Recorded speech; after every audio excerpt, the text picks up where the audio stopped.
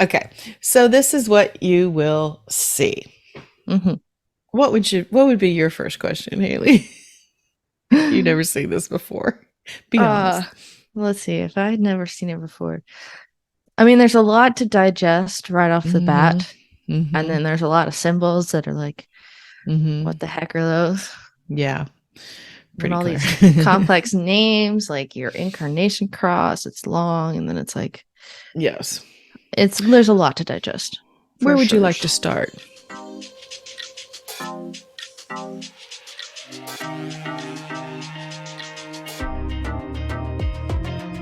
Human design reveals who you are energetically and who you came here to be. I'm Dana, human design specialist. And I'm Haley, the human design newbie. Listen in as we explore how leaning into your authentic self is your ultimate path to success. Welcome to the Human Design Hive podcast. Let's get into it. Hello, Haley. How you doing? Hello, good. Good to see you. Yes. Although kind of sad to see you on a computer screen I because I just got to spend a week with you. know. I know. I know. Parting is such sweet sorrow. It went so fast. Don't you hate?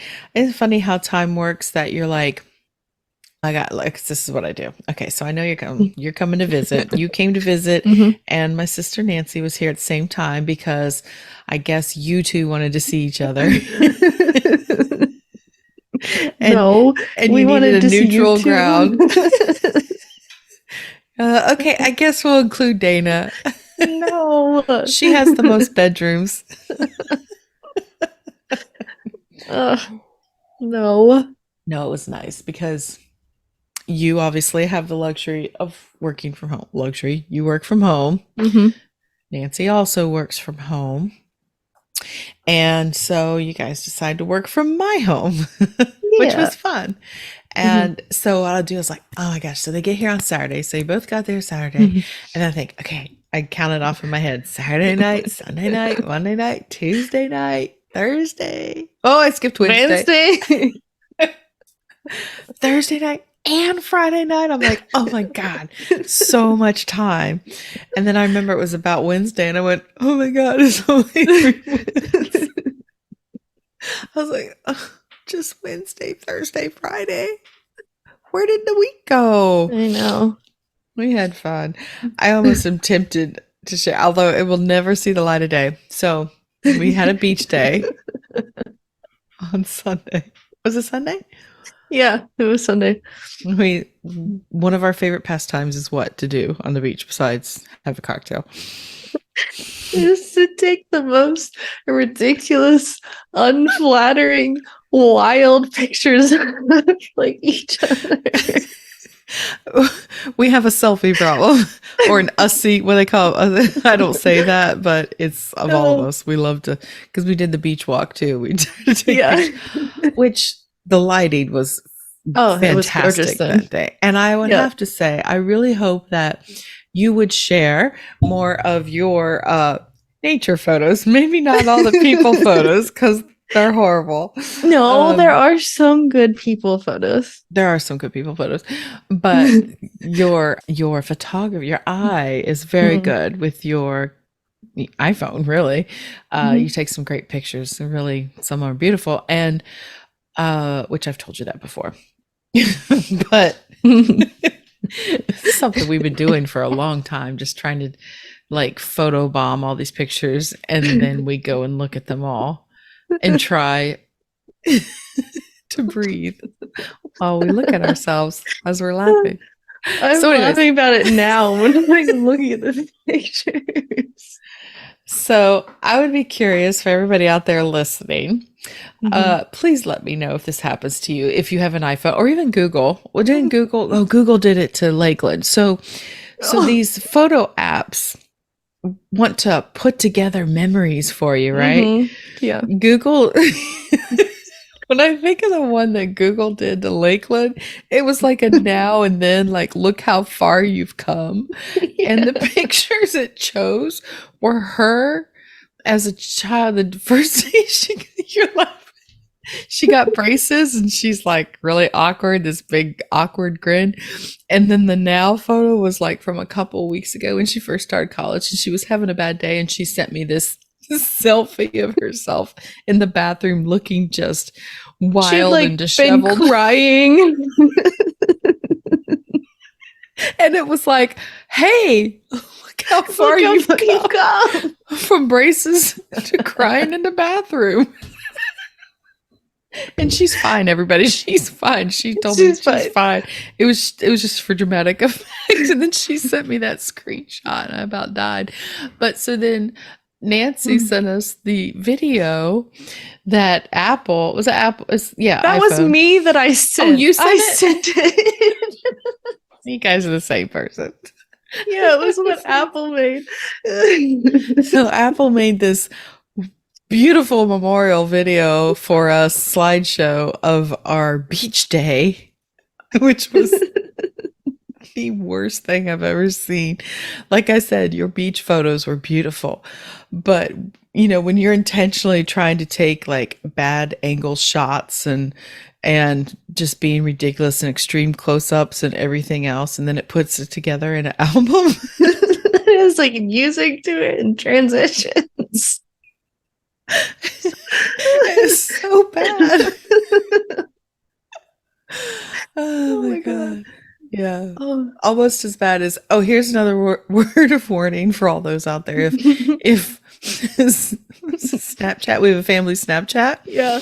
That, you know, I'm not active on Snapchat. We only communicate with each other. We send, you know, there's how many of us in that chat? It's Nancy and our family and Hunter and Lakeland. So it's like 4, 5, 6, 7 people in that chat. Cause yeah. Yeah. And so we're always sending each other stuff throughout our day since we all don't live together. Some of us do. And Jen, did Snapchat make that video compilation for you? I don't know. But or was it Apple? Did Apple do it? He didn't specify. I don't know. I gotta think maybe Apple because I don't think Snapchat would. No, because you don't have the choice of music in Apple. Yeah. It just does it, right? So it had to be. Well, is that what you're saying? Well, you can choose an Apple, but like I don't know. Anyways, something. Some application he used put together random photos for him that was like his summer photos and videos, and it was he apparently watched the slideshow, the videos, and was like, "Oh, it was great," and he sent it to the whole family and said it was a great summer. And I didn't watch it right away. I didn't see it, but everybody else saw it first. And he did not listen to the music that was accompanying it. And so he essentially made like what sounded like a memorial video of like he had passed. It was the saddest music. It was the saddest music. Very dramatic, sad music set to... He's a boat captain, so he's a parasail captain. So he's out on the boat, and it's so many pictures of him. I found it. I can play the music. Of him smiling and, you know, people parasailing. Can you hear it? You know, that doesn't make any sense because I'm playing it into the mic. Anyways, so it's incredibly sad and dramatic, and people taking off parasailing and landing, and this very sad crab pots on the back of the boat. It has this picture of him. Wait, it's transitioning. Yeah. There's the sad dolphin. Oh, it's a shark. Yeah. I mean, yeah, it was a great summer. And then these pictures of it. These pictures of him that show up, and he's like, oh, and the chat of you guys tearing him apart, saying, he gone too soon. R.I.P. We'll really miss him. Oh my god. Anyway, so if an app makes a slideshow for you, please listen to the music before you send it, because you want to have appropriate music. Oh my god. Oh my god. Oh my god. Anyways. Oh god. Oh, so that was a good one. So yes, we just spent a week together and it was really great. Miss you already, obviously. But then, I also reflect afterwards. I always get very sad after, a visit, just because, it's different in person, obviously, even though it's not like we sit around and just stare at each other. We do have fun, but we have fun when we talk anyhow. And how lucky I am to get to talk to you every week and see you, and I think about when I first moved down here, I was 18 years old and moved 700 miles away from home. And so there was no video phones or any of that stuff back then.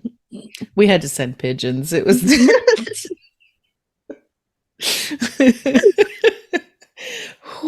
lucky that bird got there. But anyways, so stupid. But I would, call my mom and stuff and everything, but it was never not the same. And I think we were out floating around in the ocean earlier and you said to me, I don't think our relationship is normal. Yeah, that was when we were all floating in the ocean. Excuse me, but you meant mother-daughter. I mean, yeah, I could see it. I mean, there are some mother-daughters that get along great. So, and if they just learned each other's human design, if they don't get along great now, I bet they could in the future because it's all right there for you. And so that could be a segue into today's topic. It's a pretty good one. If you have nothing else to say right now. No. Okay. That being said, so I looking back at our episodes and what we've been talking about, I think I have left out a crucial piece, which is really how you get started. I mean, we kind of did the flow of like talking about type and strategy and authority, which was a while ago, and we'll always be, touching on that. But, someone posed the question to me about, have I ever done an episode of really just showing the Bodygraph or walking through it, like how it can help or anything? And so it got me thinking about this episode. I've been adding them to YouTube, but this one will definitely go up at the same time because there's going to be, if you're listening just audio today, there's going to be a video companion to this episode, because what I'd like to do is show you how to like go about getting your Bodygraph, looking at the Bodygraph, seeing it visually if you haven't, and just kind of walking around it and see what it is and what you should, not what you should look for, but how to start interpreting your own Bodygraph, right? Yeah. And so as a bonus, if you hadn't already, you could go back and start watching on YouTube and see our ridiculousness as we crack each other up. And I am loading more and more episodes on there. I'm getting better at the video editing component of it. So you're out there, Haley. You don't know it, but people see you. Hey, I'm here.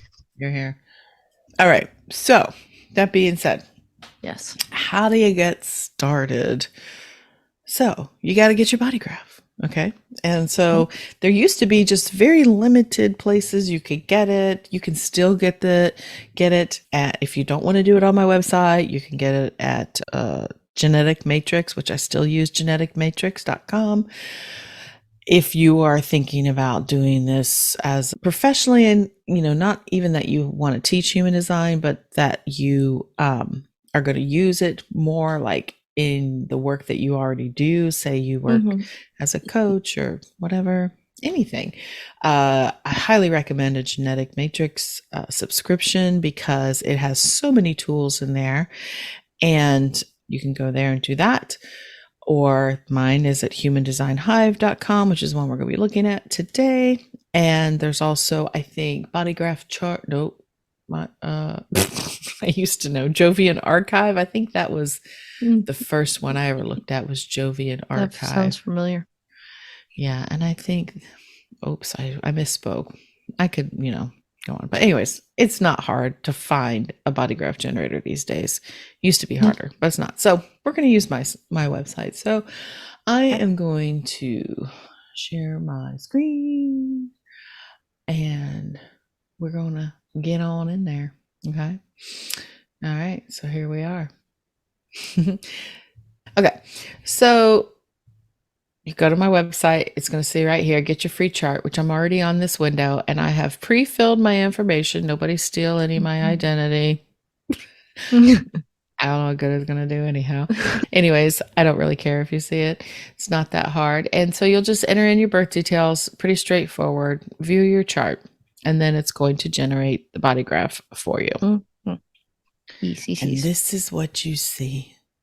Dun, dun, And dun. I'm pretty sure if you're listening, this may be the first time.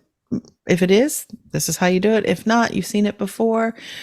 It still can be quite confusing, even if you've seen it a couple times. But I also, if you want a slower pace and better graphics, I do have on my website also a free video course that goes through this, but I don't think you've ever seen it. So I thought I'd work you through it. Okay. So this is what you will see. What would be your first question, Haley? You've never seen this before. Be honest.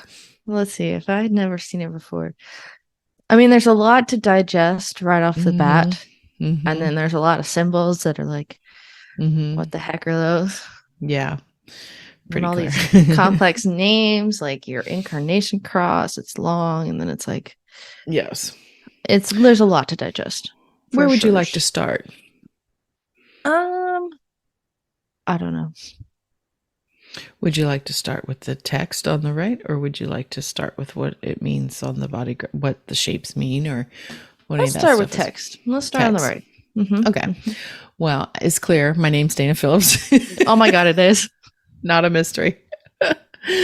Okay, so it'll tell you your type, strategy. It says inner authority, but that's your authority, definition, profile, incarnation cross, signature, blah, blah, blah. These are things that I have selected to display on the body graph you get off my website because I don't want it to get too confusing. And if you do go to like genetic matrix, it's going to show you a lot more that has to do with the variables and a lot of other stuff that I don't really get into, especially as you're starting out, because it'll scramble your brain too much. It's too much at once.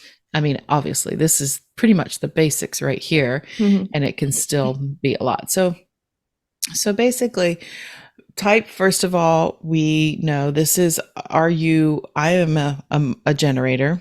Oh, and this is alchemist because that's the quantum name. I decided to put those in there. And yeah. And what that means is that I have a defined sacral center. So your type is, as we have discussed before, it is how you really interact with each other, the universe. It's how you're designed, how your aura is shaped, how it interacts with other auras.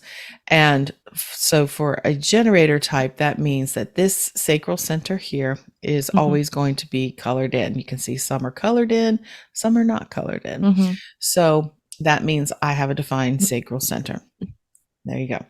And depending on whatever your type is, you'll see if you are a generator, a manifesting generator, this sacral center will be defined. If you are a projector, manifestor, or reflector, it will be white, undefined. We'll get into definition in a second. So if I didn't know that, and I'm just looking at this, I'm like, okay, I'm a generator to respond. Don't know what that means.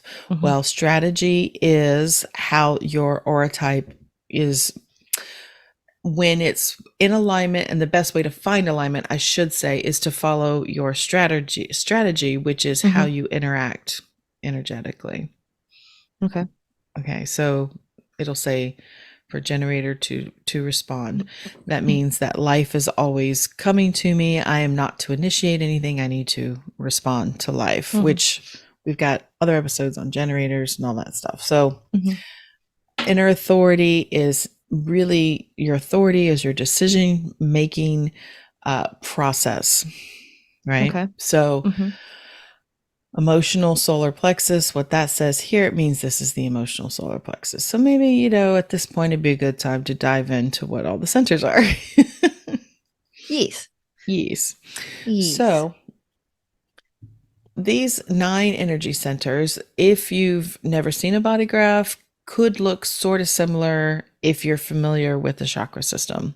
And that's one of the components of the human design system is the energy centers that they're called here on the human design chart. If you're familiar with the chakra system, there are 7 centers here. There are 9. Do you know why, Haley? I know the one is the heart chakra. It did the split. I know that, which is that gives us the heart and the whale center on our chart. But I don't know the other split. Okay.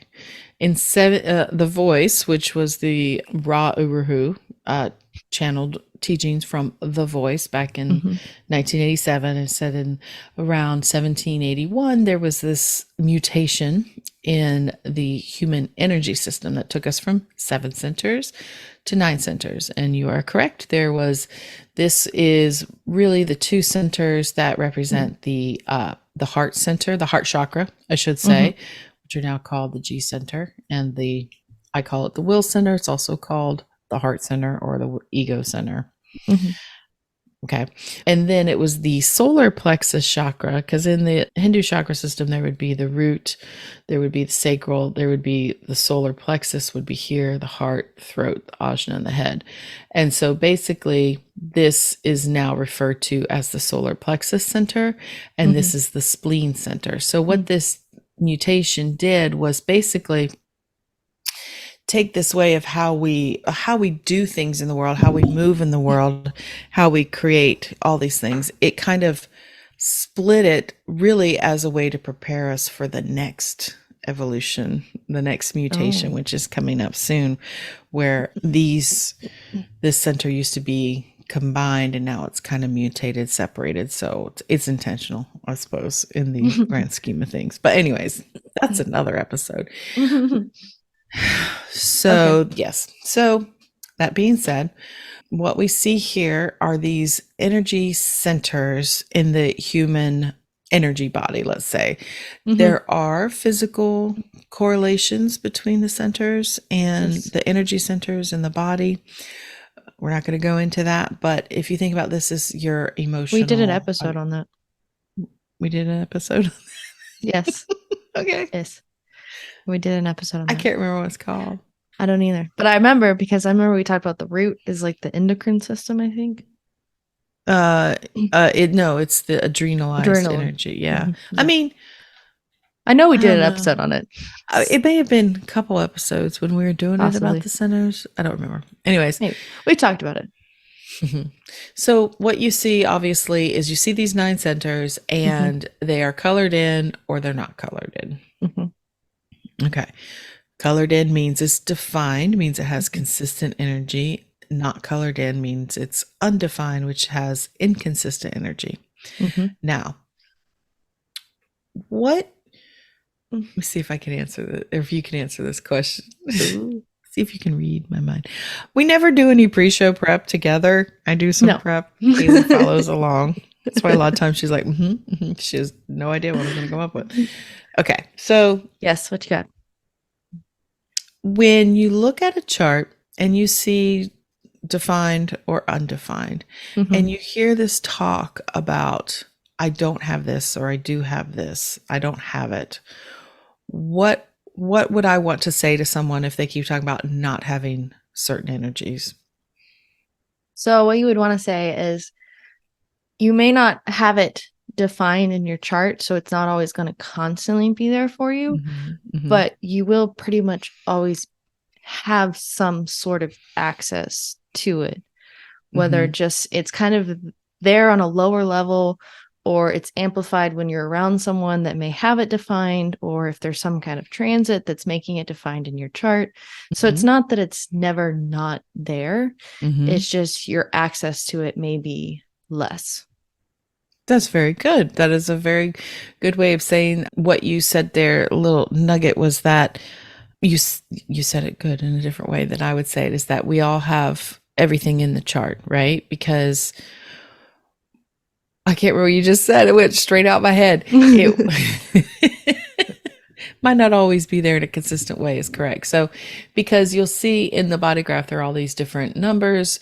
These numbers represent the 64, well, we call them gates in human design, 64 hexagrams, which is the correlation with the Chinese I Ching.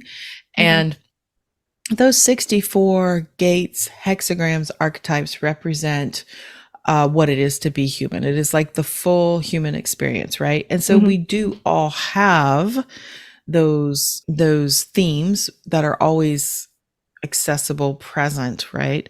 However, some of us come into this incarnation with it more actively or consistently expressed, and some of us learn about those energies through our interactions with others, or like you said, with the transits. And excuse me. And that's a very good way of putting it. Yes. So first and foremost, we all have everything in the chart. It's just how we experience it is going to be different depending on our designs. So, okay. So what creates definition, Haley?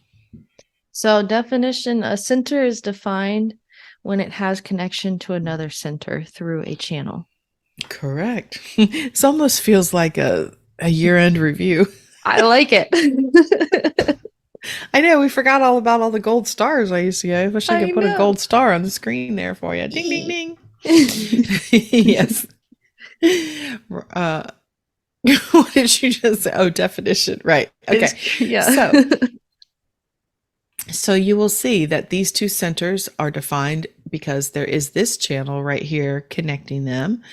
And this center is defined, however, it's not connected here. Where is it connected? It's connected down here. That's how it creates definition. This one's connected here, and this one over here. So for me, these would be the consistent themes. These channels are the consistent energy signatures that I carry, which I can see now. I don't have the actual names of the channels over here. I might fix that. I should fix that. But these are the channels that I have defined. Okay. So then if it's undefined, now my chart is not a good different. example. Right. Thanks. Not for what I know you're going to say now. Next. What am I going to say next? So you're saying that because my chart has this in pretty much, so you can have a center undefined, but still have a gate that's active, a gate that's defined. That's right. And yes, which, well, we can do this. Here, okay. My chart. So you're right. Here's Haley's chart. What? I was like, is that all I have to find? When's the last time you looked at your chart? Maybe been a minute. But okay. All right. So Haley apparently has always just been using her own imagination when I've been talking about all this stuff. Well, I had my chart on my desktop for a while and then I lost it. Then you moved, you lost it. Well, here's your chart. Haley, you are a projector. We know that. So what she was saying is that you can see that she only has these 4 centers defined. She is a projector, so that sacral center is undefined. It's white. However, she has these gate activations, and I'll go into that in just a second of where that comes from. And so these would be active gates. So she has the energy of that gate. However, there is going to be a difference in the way she experiences it at times, because it is going to depend on who is around her, whether or not it creates any kind of definition, and if it creates a channel, all these things are going to come into play. Yeah, so crack me up. You're like, wow, I didn't know I was that open. I forgot. I did. Okay, so let's talk about, as we look at yours, it's a good example because you have some definition, no definition, and you have the hanging gates, the what you call it, gates and open centers, undefined centers, I should say. Got a lot. So what we were saying, what the difference was, is if you look at hers and then you look at mine, let's go back to mine, we'll see that where I am undefined, the white centers that I have no gate activations. And so that's going to operate a little bit differently. That means that it's going to take sometimes, this one in particular, the will center, is going to take it's going to take more to get that center defined, because you have nothing, no gates defined there, but you also have nothing. Well, you have one reaching towards it. I guess it's not going to take more. It can, right? It has a 1 in 4 chance of meeting up with something, right? Which is better than, say, other centers. Like if you had another center that was completely open, that didn't, like here, I have 3 opportunities. If it's either a transit or coming in contact that somebody might have the other end of that gate in their root center, it's possible. Or somebody has a full channel, it can also influence me. It doesn't give me definition, it helps me experience it. But the difference between the open center and the undefined center is that there's no filter through which I'm going to experience there. Like I'm not bringing my own perspective on the energies of that gate. It's kind of always open and observing and learning from those around me. So it's very much more able to, I think, sample it without putting my own mix on. That's how I see it. Sampling it kind of without clouding it by your own experiences and stuff. Right. Now, as a side note to that, is my own experience. And that's what's interesting is when we're talking about human design and trying to teach human design, we can only come from our own perspective. We can learn from others, hear their stories, see how they do it. But everybody's going to have a little bit different feeling to it. However, there are some general guidelines and rules of how we think they behave. But so I can't even really speak to what it feels like to have a hanging gate. Does that make sense? I mean, a hanging gate in an undefined center. I obviously have hanging gates, but as far as an undefined center, I'm really not sure exactly what that feels like. So on my chart, your chart, my chart, right? So you've got lots of hanging gates, but still what you start looking at when you're first looking at it, you'll notice that you are definitely 2 here, 2 here. And if you follow any of these, you'll see they don't easily connect. You are a person who needs people, as they would say, because it would take a lot for all your centers to hook up, right? Because it would take a lot. Because you have a lot, but that's fine. That's the way you're designed. So it would say for you, this is a large split to get these energy centers and these energy centers hooked up. Whereas in mine, which by the way, if you do use this Bodygraph generator on my site, you can, as you can see up here, download it. You can create and store charts in there as well. So because I'm just using the version that any guest would be using on the website. I'm not using anything special. So you could store your family's charts. You just need to give your email address just one time. So, okay. And you could save them and download them, maybe print them out where you could see them. Get familiar with your Bodygraph. Because I will say, it is really important, I think, to get very familiar with your Bodygraph. And they even say that even just having it on display somewhere, if you don't even understand what it means, the first time you see it, it like activates something within you.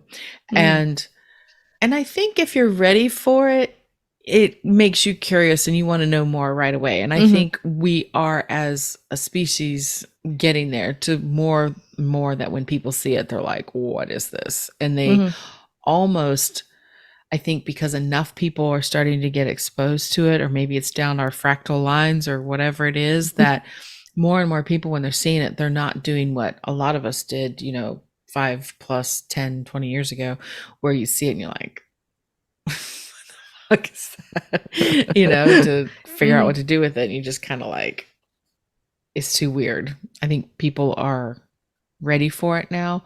But even if you're not ready for it, still go ahead and look at it, print it out. Maybe you don't have to stick it on your wall or anything, but maybe every now and then you might see it. You could put it a picture on your desktop on your computer and it's just there.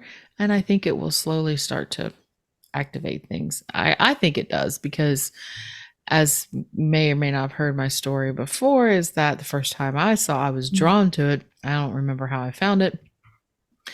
And it confused me, and there wasn't as much information, and I put it away for a couple years. And then, but I would periodically go back and look at it and try to understand it, and it still didn't make too much sense. So I'd put it away. And then, around 2020, it just like, I was ready. So I think I've gotten off topic here. Okay, so you said that the channels create the definition, which is correct. And then you can have full channels, or you can have just the gates in the centers. The center does not have to be defined in order for you to see those gates. I'm trying to switch back to yours. Okay. So what, okay, it's a channel. Channels create definition, but where the hell do the channels, the numbers and everything come from? Because they're not in order. They don't make sense. There's numbers all over the place, and then there's numbers here. Well, it's pretty clear to me, but let's walk through it. So the numbers on the right-hand side of the chart, no matter what color it's going to be, people like to put it in their brand colors on different websites or whatever. I thought, yeah, that looks pretty, but it kind of, these traditional colors clash with my color scheme. But I really feel that for a learning purpose, it's really important to see it uniformly on different sites, to understand that, especially when you're trying to teach it and maybe somebody doesn't have a visual and you talk about the color of it and everything, it can help. So that's why I chose this. So, and then traditionally you'll see the numbers on the right are going to be in black, and the numbers on the left are going to be in red. The numbers on the right represent, Haley? That's the personality side, which that comes from the actual moment you were born. That's when it's defined. Yes, this is the moment that you separated from the mother, you came into existence, which hopefully, that's, pretty precise. I've had kids, they kind of, maybe they remember the exact second.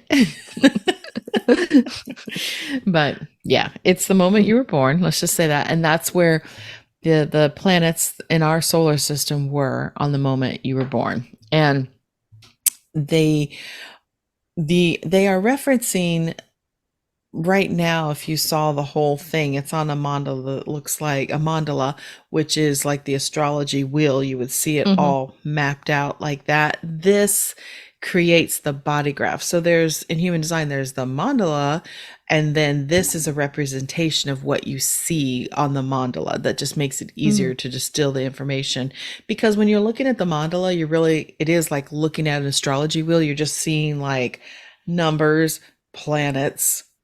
This shows you what that represents, where the planets were the moment you were born. And so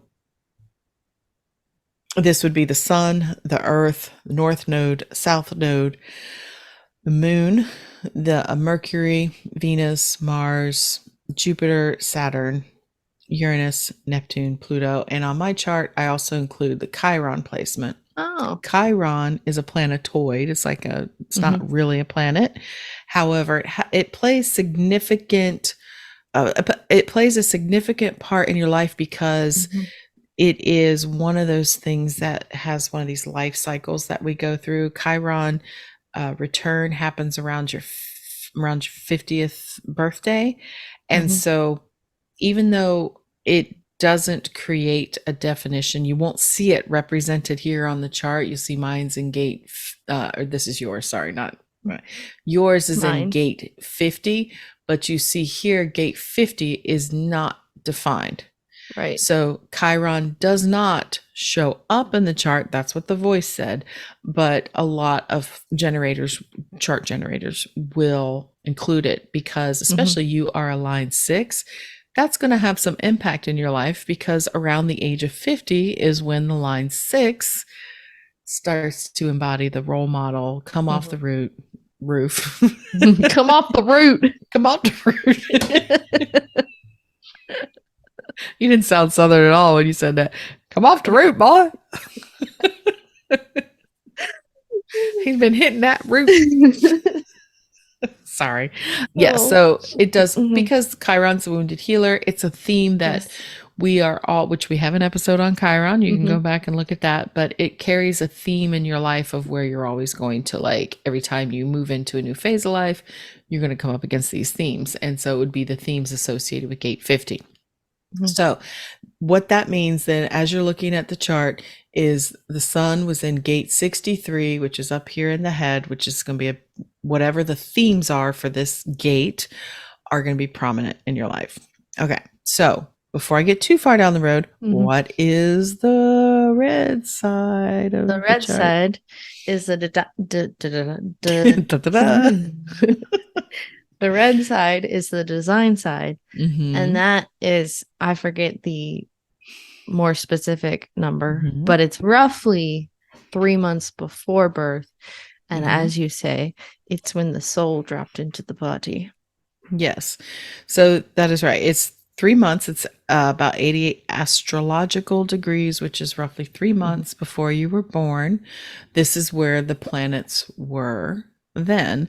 And it's significant in human design because it does create this layer. What they say is that the personality side is the passenger consciousness. It's what you identify with. It's what you as yourself are more aware of some of these themes and these motivators, things like that.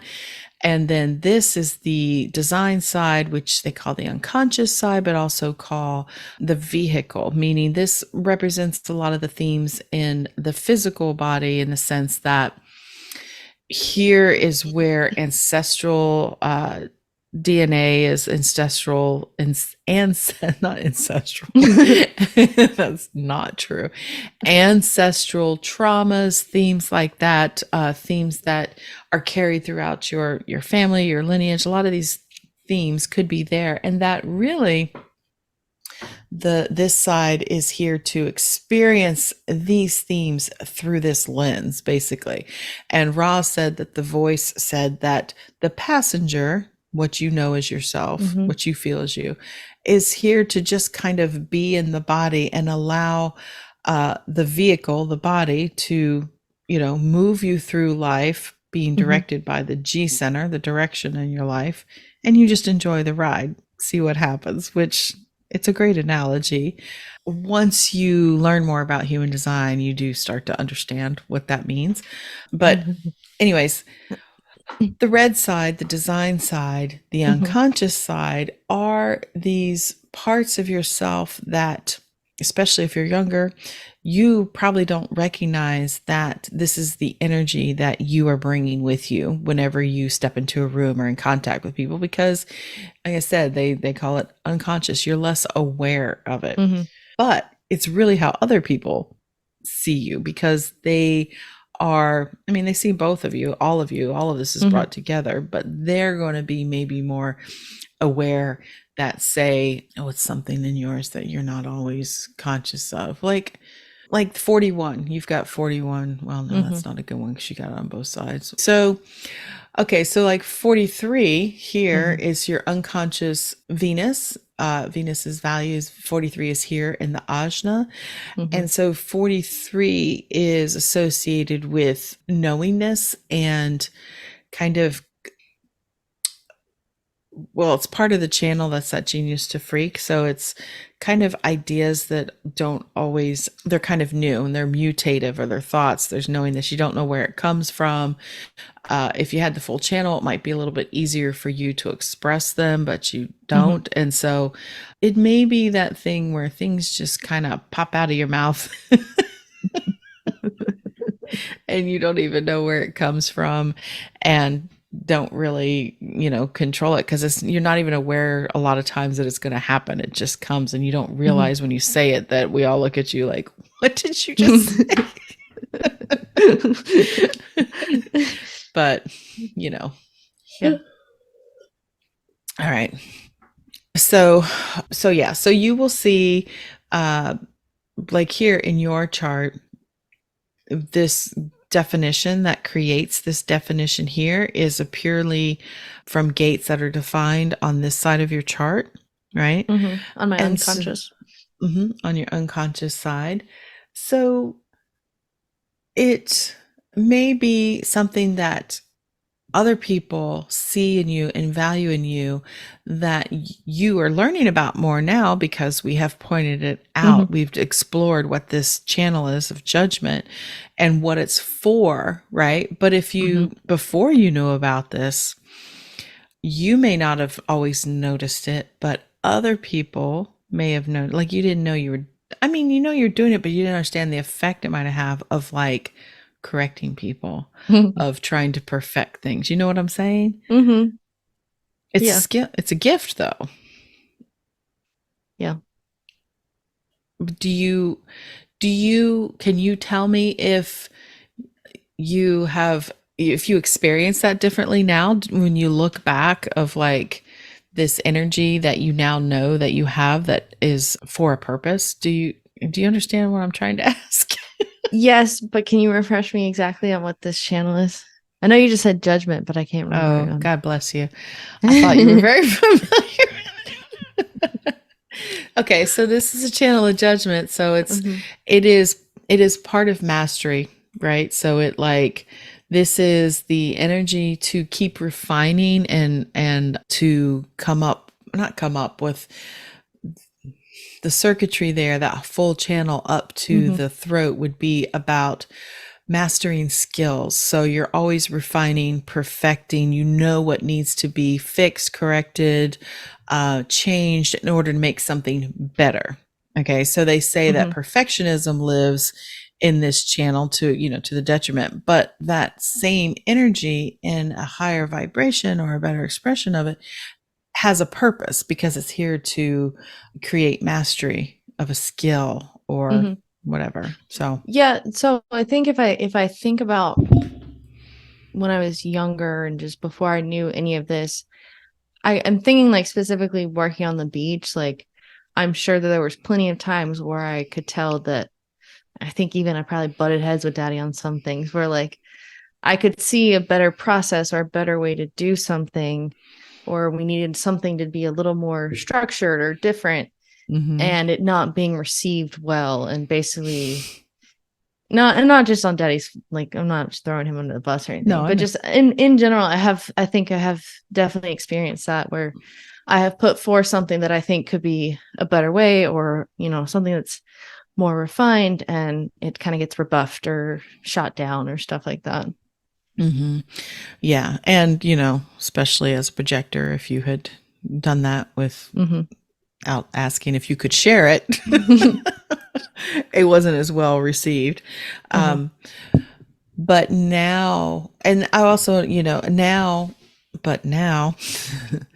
knowing that, do you feel that you are able to wait to be sharing your opinions, or have you started to ask if it's okay if someone wants to hear your opinion about something?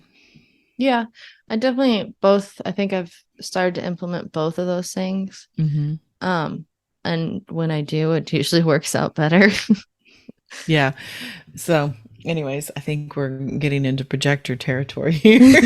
Life is a projector. So I was just curious. That's all. So where were we going from there? So we were talking about the unconscious side. Yeah. The unconscious channel. So a lot of people I hear, they'll say, well, what does it mean if there's a red, or there's a red and a black, or there's just a black, is it more significant? What does it mean? Well, all it means is that these gates, let's see, this is a good example up here. This channel, 6447, it's red and it's black. It means gate 64 is going to be right here on this side. Doesn't mean it's going to be in that placement, but you just have to look for the 64. And then gate 47 is over here on the red side.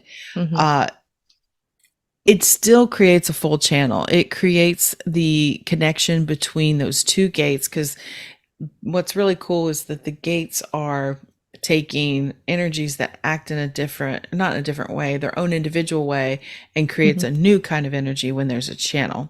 And so this is creating head and ajna definition for you.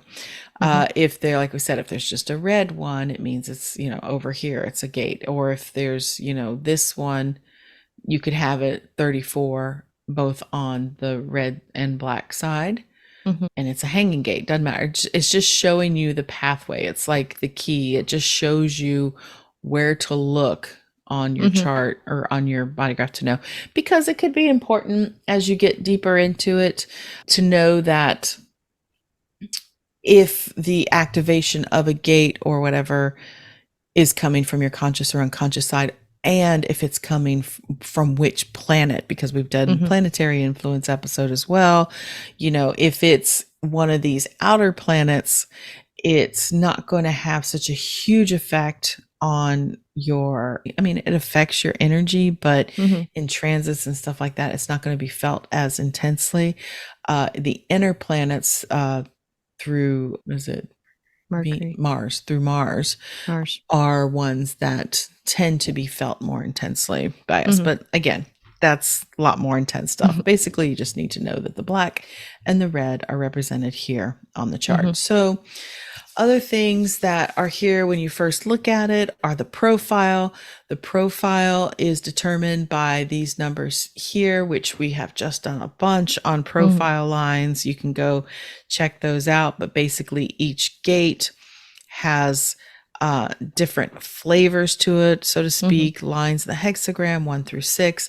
And when you're looking at profile, it's telling you up here that you have the 6 is from this decimal point number and the 2 from that decimal point number. That's just telling you your profile. The incarnation cross is these top 4 gates here, your conscious and unconscious sun and earth placements, which is right there. And then signature is part of I don't know if this is new. Signature is part of the type, which we also did an episode about that. It's called also, signatures also referred to as your emotional theme. Whereas if you are, because here you see it says not self theme, not self, emotional themes. Signature is success as a projector. That means when you are in alignment, when you are following your design, when you are entering into things as you should by invitation and everything's humming, you feel the signature of success. That means you are doing pretty good. Okay. That's a lame way to say that. The not self theme, on the other hand, when you can feel yourself, it's really these signposts that let you know that maybe you need to check in to see if you're following your strategy and authority, see what's happening. Because when you're not in alignment, the not self theme of bitterness tends to show up. And so that's what those are good guidelines for you to look at when you're first starting out as far as your type, because it really does help you see where you are in the moment, depending on how you're feeling about, what's going on. So I just went over to generator myself. When in alignment, things are doing good. I'm following my strategy and authority. I have a sense of satisfaction, which does feel like, I feel satisfied. It was a good use of my energy, good use of my day, job well done. I can go to bed, exhausted, satisfied. However, too often I find myself in frustration. I can't tell you how many times I use that word in the last a week of things happening. Just so frustrated, because I, as a generator, it's usually you're trying to initiate instead of responding. That's usually what they say it comes from, but there's other reasons where a generator gets frustrated, which I've also done an episode on that. But say I'm in a plateau space as a generator where things are just kind of mellowing out for a little bit, and I want to initiate and I want to move forward, and I feel kind of stuck. That feeling of frustration can come up. Like I said, if I'm doing work I'm not supposed to be doing, it's easier to get frustrated. Yada yada yada. Bada bing, bada boom. God, I never say that. What is it? Bada ching. So Does it mean anything if people like have more definition than other people? Is it good? Is it bad? Is it significant? What do you think? No, because we are all designed for a specific reason, and the way that our chart is made is for our own individual self to then share ourself for others to learn. That's right. And, I have more definition than you, obviously, as we've seen. That just means these are areas that people are going to experience from me. You are going to experience from me. So I think it's like, oh, I got to keep my side of the street clean, which before I even knew human design, luckily I had started to try and tend to that, because once I became a parent, I realized, oh my God, these little sponges, they're going to follow me. They're going to watch me. I better not be a disaster. But yeah, so it's just what you came here to do, to be. It's who you came here to be, right? And so when you first start, I think it's good to take a look at the definition in your chart and kind of dig in a little bit about what the themes that might be there creating that definition, see if that resonates with you. Because a lot of times when I point this out to people in a reading, they do get it. Like they can understand it, and it may not be something they've allowed themselves to own and take ownership of, because especially if they're women, they feel like, yeah, because it's empowering and it shows where your power is and where it's very validating. It's validating, right? And especially if it's something that you've been hiding and tamping down, because we talk about conditioning and we always talk about the undefined centers because we're interacting with each other. But, when you think about your defined areas, you may have been hiding some of this shininess of you, and it shows you that you can't help it. It's like you could try to be whoever you want to be, and you can be whoever you want to be, but there's going to be some version of these energies that are always going to be walking into the room with you that people are going to feel. And so when I look at like your chart with all this openness and being a projector, yeah, you're going to be highly influenced by other people. Doesn't mean that they're always going to run the show with you. It just means that as you have learned now, you understand you're going to be influenced by other people. When I say influence, I mean affected, energetically. I remember going over you repeatedly to say, you have an undefined emotional solar plexus. Like you could feel, you have your own emotions. That's not the point. Doesn't say you don't have emotions. You do. Right. It just means that if you're not aware of it, you could unconsciously get carried away by other people's emotions and think they're your own. But I think you got a handle on that now. Yeah. But I do feel like I can usually pick up on someone else's emotions. And I start to feel it, honestly. Really? Yeah. Like when you were upset when I was in town, you were just frustrated. Like I could start to feel it. I'm sorry. No, it's okay. That's why I was trying to make you feel better. I know. And that happens with the undefined solar plexus. People either like run away or they, try to make it better. And thank you. You do always try to make it better. I always remember I tell the story of little Haley, which is like 3 years old or whatever, 3 or 4 years old. And we had a dog that my husband had in his thoroughly manifesting generator way, just brought home a dog one day, a puppy, without asking me, a puppy. And this dog, God bless her, she was a sweet dog, beautiful, but she was named Jolly. Jolly. She was just a mess. She was a lot of work. And I had a 3-year-old and a baby. Thank you. So this dog I did not appreciate her very much. And I took care of her. She was part of the family, but she always got out of the backyard. Always. Yeah. We had to fence in our entire yard. We've never had to do that before with a dog. And she would always get out. And then one day I got a call. They called me and told me that we live close to a No, I thought kind it of a was the highway. neighbor. I thought the neighbor came to the front door. No, it was the actual Oh, animal control.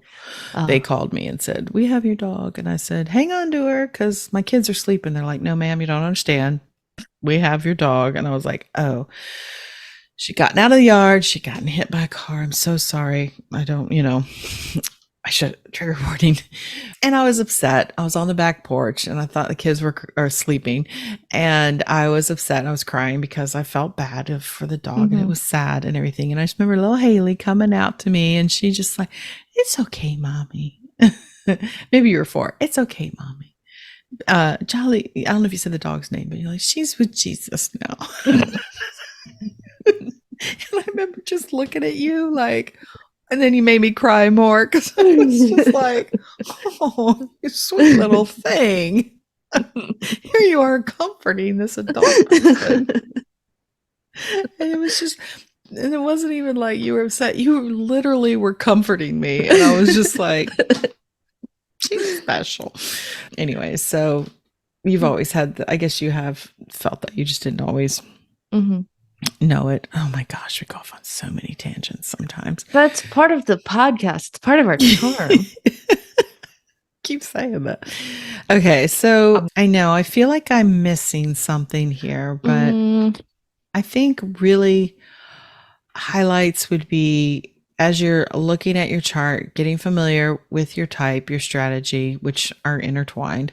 And it is fun to look at all the gates and know what they mean. And there's differing schools of thought. Some say, don't even look at the gates and like go down the rabbit holes. And you should only, follow your authority, your strategy, and just like, don't do anything else. But I'm a line 1. I'm not going to agree with that. I'm going to know, like, no, I want to know all the things all at once. I like knowing all the different gates because then, I mean, I like to know it to kind of see how I can see if it's played out in my life before and noticing it. And then it just has all that little extra flavor. I like it. Well, yeah, especially in your incarnation cross, because that is like 70% of just your sun gaze, like 70% of your energy signature, because the sun is the thing that is affecting us the most. It's the closest and it's the, the neutrino stream is like that's where it comes from. Well, not from the sun, but comes from all the cosmos, but the sun is the biggest, closest thing to us that is sending us all that information. Yes, I know other planets are closer. I'm not stupid. I'm just saying it's the biggest thing. That's why I threw in biggest there when you said the closest. I was like, largest. It's the biggest. Yeah, just really what I meant. The closest, biggest, big thing. Closest, the big close thing. I think we all know. I think we all know what I'm trying to say clearly, which I'm not. Yes. But I think that it's fun. I think it's fun to look at the gates as long as you are looking at them as a spectrum of information as far as, high, low expression, or whatever you want to call it, gift, shadow, that kind of thing. Because I think when you look at the full spectrum of what those themes represent, you can, in my opinion, start to feel or experiment a little bit easier with your strategy and authority because you're going to get a different kind of outcome. Does that make sense?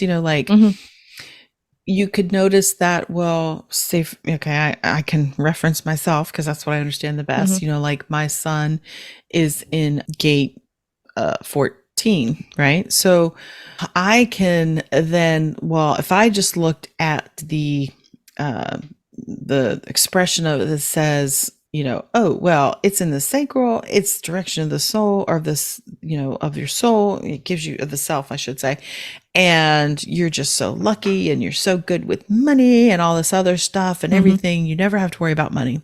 That's not my experience, right? It's been a lot of the opposite, in my opinion. So what is the opposite? Not the opposite. What is another expression of that is like, well, it's compromising. It's not following your sacral authority, right? So it kind of gives me a way to, see, am I really following my strategy and authority? Because what is my experience of that gate? Does that make sense? Yeah, when you look at the spectrum, it's almost like you can take your temperature on it and Oh, figure that's a out. good way. Oh, Yeah, you can figure out where you are on it to then see, okay, what can I do differently to improve this? Or maybe you're rocking it and you're like, okay, let me just make sure I'm able to stay in this space. Right. And so if I'm not experiencing some of these themes in the way I want to, well, I'm an emotional authority. I need to take more time. Am I rushing things? Am I, since I have this sacral energy, am I responding to things? Am I entering, this one here, 29 and 46? It's all about the experience and having no expectation of what's going to happen, but just entering into it to see what happens. It's all about discovery. And so if I'm, not feeling that high expression of that gate, what am I doing? Am I following my strategy and authority? And so that's how I look at it. So I think, it is not something necessarily when you look at the chart, you can't really pick apart and, just look at one part of it because it is a whole. But you can at times examine the smaller pieces and look at it. If you want a full understanding of it, get a reading. And get readings from different people, because I think that, when you get a reading from me, it's going to come through what I see. Is going to come through my knowingness and my intuition and my understanding of the story of your chart. I've studied it a lot because of my energy signatures and the way I am designed. It's probably going to give you a slightly different reading than when you go to someone else as well. So, there's nothing wrong with getting more than one reading. If you've already had a human design reading, get another one because you're also going to change, So that's just my 2 cents on that. So I guess we can stop sharing now, I think, and we'll start wrapping this up. So I hope that I think I say that at every point at the end of the episode. I hope that helped, because I cannot tell. Haley and I tell you every time. We talked about it where a lot of times when I'm talking, I don't really remember what I said.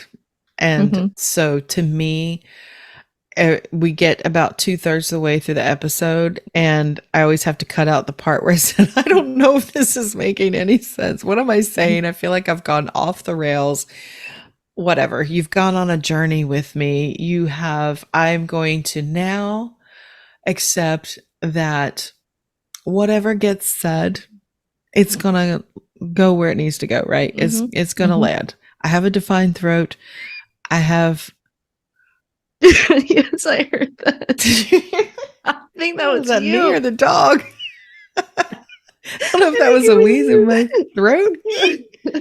I'm going to trust my design. I am designed to bring in knowingness and to speak it. And I have the 4323. It supposedly makes sense, makes it simple to understand. And even though I don't know if I'm doing it, I'm going to trust that it does. So I think if it didn't, my unconscious channel of judgment there would come through. Well, I mean, you just saw your chart. You're like, wow.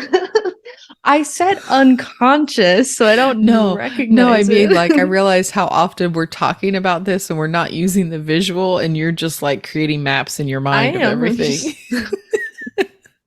Usually. I guess I'm painting you a picture. So anyways, okay. So I don't want to say hope that helps, but I hope that helps. And we'll just leave it at that. Good. And if that's brought up any questions, you can certainly let me know. Again, like I said, I have different options on the website there for readings. You can always check those out. I have recorded readings if you don't want to do one live with me. So there's plenty. And in the works, I'm going to have reading or reports when you generate a Bodygraph that you can purchase, but that is labor intensive, but I'm still working on it. I will get there. Okay. So you know what time it is, Haley? Yes. What time is it? It's the incarnation cross of the week. That is correct. Jazz hands. Correct, Mundo. Now, can you give us a refresher on what the incarnation cross is? Like what is an incarnation cross? Like what is the purpose, I guess? I know they're all different ones, so it's different nuances, but like the So as we said, if you look at your chart, it's the top 4 gates on the conscious and unconscious side, top 2 on each side, so 4 total. So it is the first part of the incarnation cross. The numbers you'll see will be 2 gate numbers, which will be your conscious sun and earth, and then the second set of numbers will be your unconscious sun and earth. And so there is 192 possible combinations. It's going to depend on, obviously, what time of year you're born. There can be different variations of the same gates depending on the time you're born, because really the sun and earth gates are always connected together. They're called programming partners because if you remember, we were talking about that mandala wheel.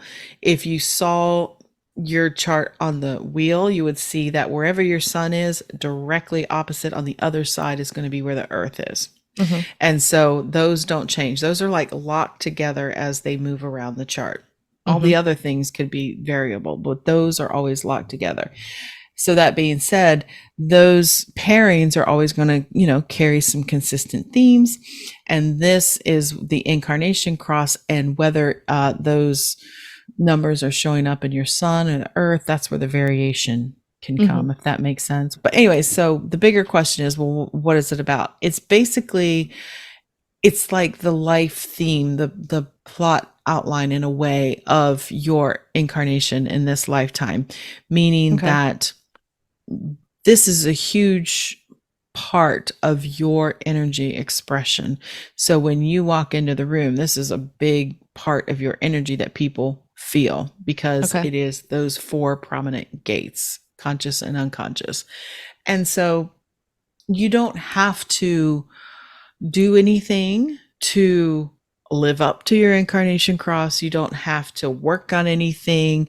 It's there. It's all the times. But it also shows you really, it shows you, and the ones that the synopsis I give here is always on the high side. It's what you're here to do and be. It's the influence you're going to have on people.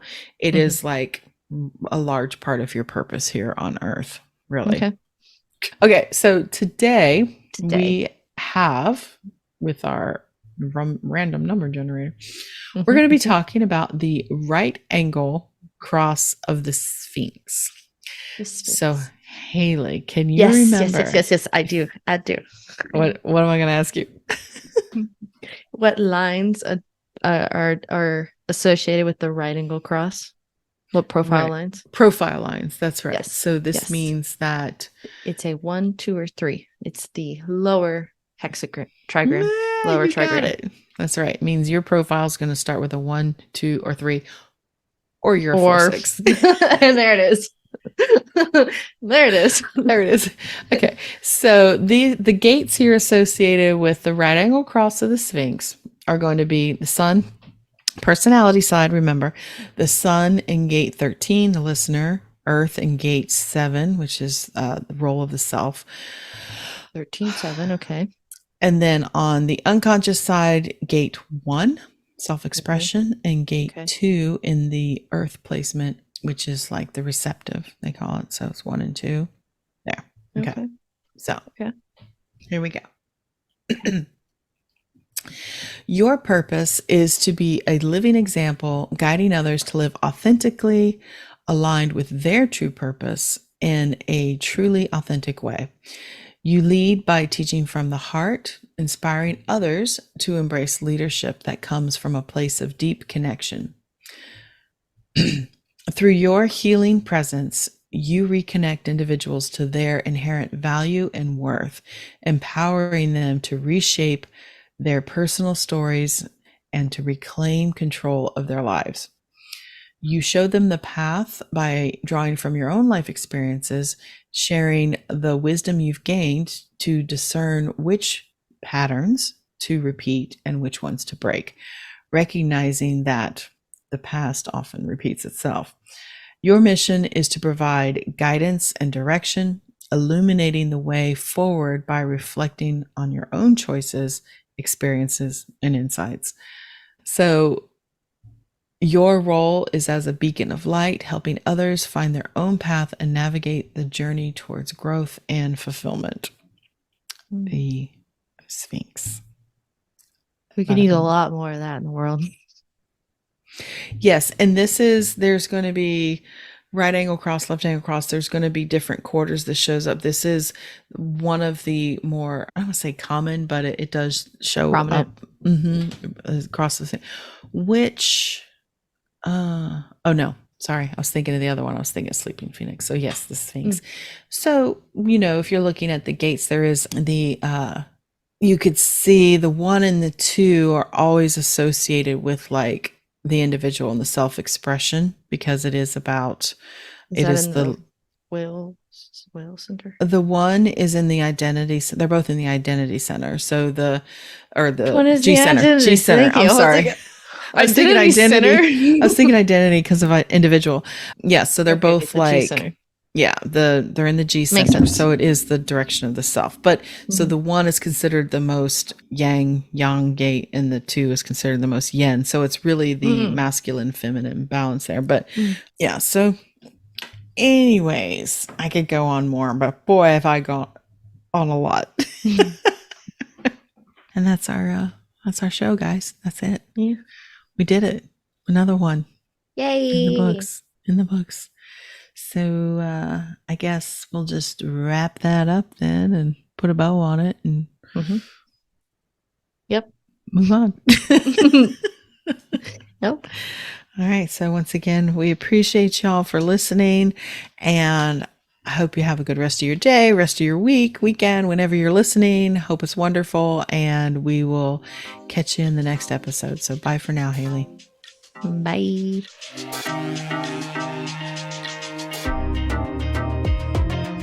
You made it all the way to the end of today's episode, so you must have liked what you heard. If you did, make sure you subscribe so you never miss an episode, and perhaps leave us a good review. And if you know someone who wants to dig into all things human design with us, make sure you share the Human Design Hive podcast with them. We'd really appreciate it. Thanks for listening.